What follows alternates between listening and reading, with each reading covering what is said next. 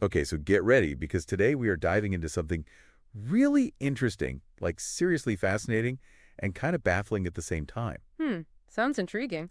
It's the Brigitte Macron scandal. Oh, wow, that's a deep one. Yeah, and if you aren't already familiar, this isn't just like your typical political gossip or like a little scandal. Right, there's always something more. Exactly. We're talking about potential cover-ups. We've got like missing information, even some claims that challenge like Brigitte Macron's whole identity, who she even is. Wow. I know, we've got all sorts of stuff, articles, videos, even court documents, and like a lot of it, like the center of it all is this French journalist, Xavier Poussard, who's been digging into this for years. He must be dedicated. Oh, he is relentless. So to like break it down, the official story, the one you see like everywhere, it's that Emmanuel Macron, he was a student, and he fell for his teacher, Brigitte Macron. Yeah, classic kind of forbidden love story, right? Mm. Except with a huge age gap. Yeah, huge age gap, teacher-student thing, and they end up married, and it's like this big romantic thing. At least that's how it's been presented. Which is interesting because from the get-go, people were kind of raising their eyebrows at that, right? Yeah, for sure. But then you've got all these magazine covers, articles, making it out to be this grand love affair. Oh, I've seen those. Very glamorous. Totally. But then some journalists, they start noticing these gaps. Things that don't quite add up about Brigitte's past. Like what? What kind of gaps? Well, for one thing, there are hardly any photos of her from when she was younger, like especially the time when she was supposedly this pinup figure, really captivating. You'd think there'd be tons of pictures floating around from that era. Right. But they're like strangely absent. Huh, that's weird. And on top of that, there's barely any info about her first husband, Andre Louis Gazier. It's like he's been erased from the story, which is strange because they were married for a long time. That is odd, especially when you compare it to how much we know about her brother, Jean-Michel Truchner, from that same time period. Exactly. Like all the focus is on him, and Brigitte's kind of in the shadows. It makes you wonder if it's intentional. Right. And it's not just like random missing info. Journalists like Sylvie Baumel and Virginie Linhart, they tried to look into Brigitte's past, and they hit all these roadblocks, like someone was stopping them from digging deeper. Oh, so it was like active resistance. Yeah, exactly. And that's where Xavier Poussard comes in. He didn't back down.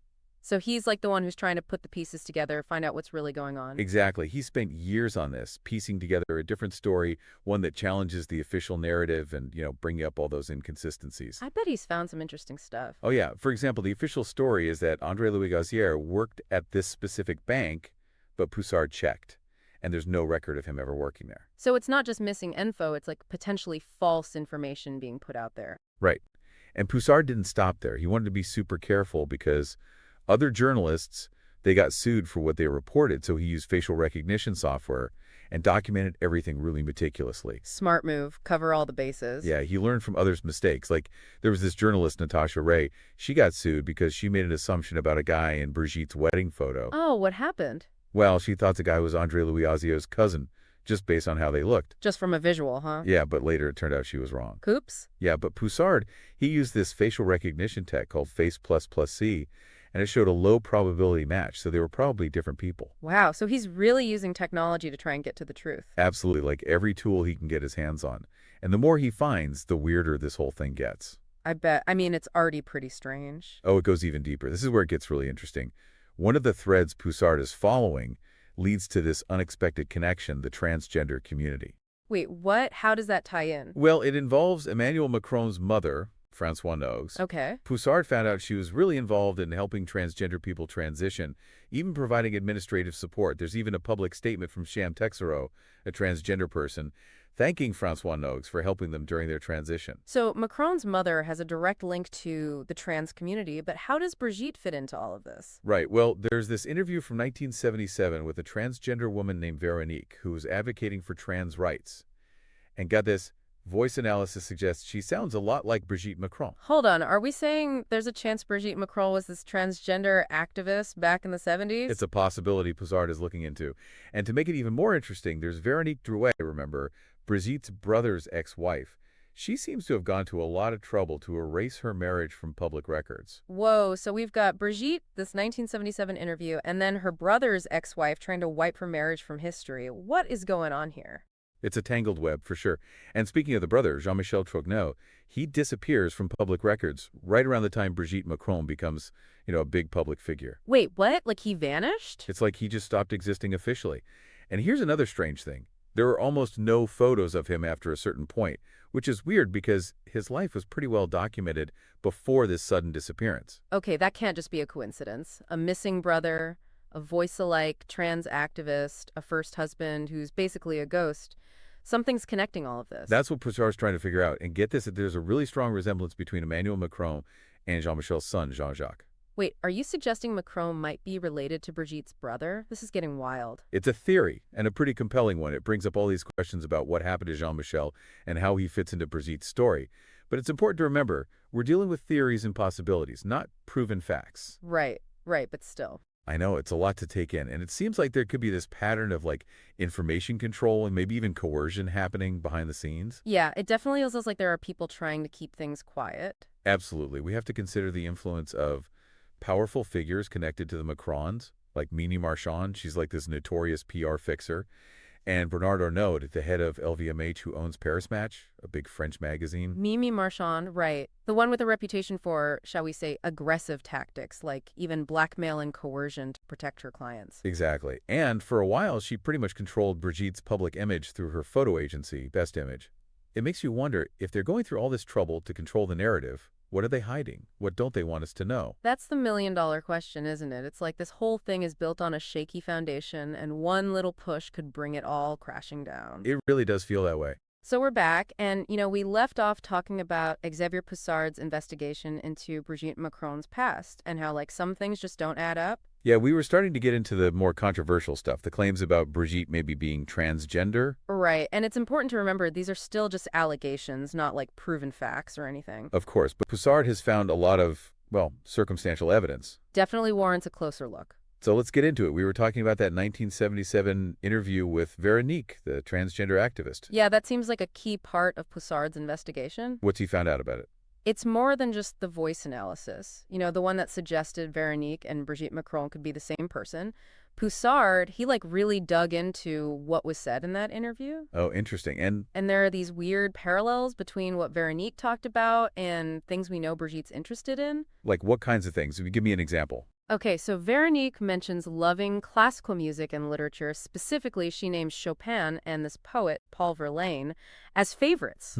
And guess what? Those are also some of Brigitte Macron's favorites. So they have similar tastes, but couldn't that just be a coincidence? Maybe, but it goes deeper than just shared interests. Veronique also talks about her relationship with her partner, saying it's similar to George Sand and Chopin. And remind me, who was George Sand? She was this famous female author who had this, pretty scandalous relationship with Chopin back then. Okay, and how does that relate to Brigitte Macron? Well, Poussard found out that Jean-Michel Truchner, Brigitte's brother, he was married to a woman named Veronique Douai. Okay. And guess this, their marriage was right around the same time as that 1977 interview. Wait a minute, are you saying Brigitte Macron might have been living with her brother's wife and, presenting as a man named Veronique in that interview? It's a theory Poussard is looking at, and it's definitely out there. Yeah, a little bit. And what makes it even more suspicious is that Veronique Douai, she's gone to great lengths to erase her marriage to Jean-Michel Truchner from public records. So she's trying to hide that part of her life. It seems that way. Wow, it's like everyone connected to Brigitte during this time is either missing, trying to erase their past, or just keeping quiet. Yeah, it's really strange. And Poussard keeps finding these weird coincidences. Like Veronique Douai, she said that after her divorce from Jean-Michel, she went to live with her mother.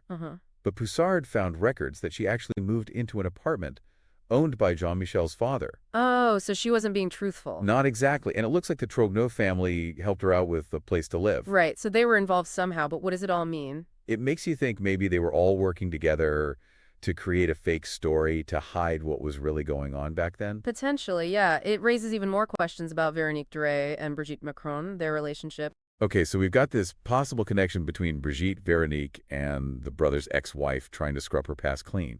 But let's go back to the missing photos for a sec. It's weird enough that there are so few pictures of Brigitte when she was younger, but the fact that there are practically none of her with André Louosier, even though they were married for, 30 years? That's just bizarre. It's a huge omission, and when journalists ask about it, they get nothing, vague answers, or flat-out denials. Seriously. One journalist was even told that all the photos of André Louis were destroyed. destroyed. Like, why would you do that? Destroy years of photos. It doesn't make sense unless they were trying to hide something. That's the question, right? And remember that one photo they did release of André Louis for his obituary? Yeah. It was him in a swimsuit, like the least revealing photo they could find. It's almost like they chose the most boring, generic picture on purpose. It's just weird. This whole thing is so strange. It's like a puzzle with pieces missing, and someone's making sure we can't put it together. Exactly. It's no wonder people come up with conspiracy theories when the official story just doesn't make sense. And the thing is, this goes beyond Brigitte Macron, right? It's about power, media control, how people with influence can shape the stories we believe. You're right. If this kind of manipulation is happening at this level, how can we trust anything we see or hear? That's a scary thought. It really makes you question everything. Absolutely. So that brings us to Emmanuel Macron, his career, and how he rose to power. You know, the media paints him as this super brilliant guy who got to the top through hard work and talent. Yeah, the self-made man narrative. Right, but Poussard found some, well, let's say questionable things about his career path. Like what? Well, his quick promotion at Rothschild & Co. A lot of his colleagues were surprised. They thought he wasn't experienced enough for that kind of position. So he moved up really fast. Too fast for some people. Sounds like he might have had some help from powerful friends. Maybe there were people like David de Rothschild who had a lot of influence at the firm. So connections matter. They always do, and there's this similar lack of clarity about his time at the École Nationale d'Administration, ENA for short. It's a super prestigious school. A lot of top French leaders went there. Like a fast track to power. Exactly, but details about Macron's time there are kind of hazy. It's like someone's trying to erase parts of his past. Just like with Brigitte. It's an interesting parallel, for sure, and it gets to the heart of this whole scandal, the idea that maybe both Brigitte and Emmanuel Macron, their public images, their stories are carefully crafted to hide the truth. And that powerful people are working to control what we see and hear. Exactly. It makes you worry about what else they might be hiding, what information is being kept from us. It's a big deal. We have to think critically about what we're told, especially by those in power. Couldn't agree more.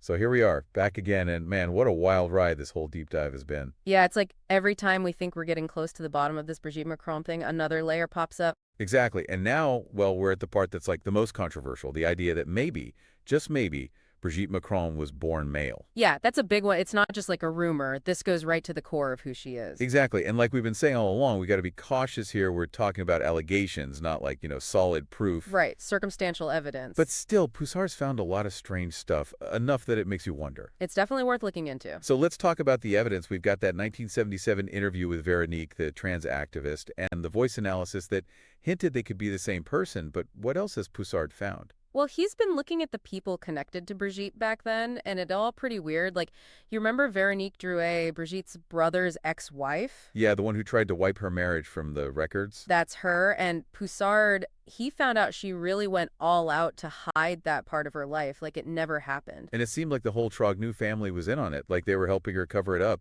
Yeah, remember she lied about where she lived after the divorce, said she was with her mom, but she was actually in an apartment owned by Jean-Michel's dad? It's like they were working together to hide something big. That's what it looks like. Like maybe Veronique Drouet was involved in something that could hurt the family, hurt Brigitte. And then there are the photos, or lack thereof. I mean, we talked about how few pictures there are of Brigitte from back then, but no pictures with her first husband after all those years of marriage. That's just crazy. It's a huge hole in the story, and when journalists ask about it, they get nothing, just vague answers. Or they say all the photos were destroyed. Destroyed? Come on, who did that? Unless they're hiding something, right? Exactly. And remember that photo they did release of him for his obituary? The one of him in a swimsuit? Yep, that one, like out of all the photos they could have used, why that one? It's so bizarre. It's like they wanted to give us as little information as possible. This whole thing is so strange. It makes you wonder, It makes sense that people come up with conspiracy theories when the official story is so full of holes. And it goes beyond just Brigitte, right? It's about power, about how the media can be controlled, how people in power can shape the stories we believe. Absolutely. If this kind of stuff is happening at the top, who knows what else is going on? It makes you question everything.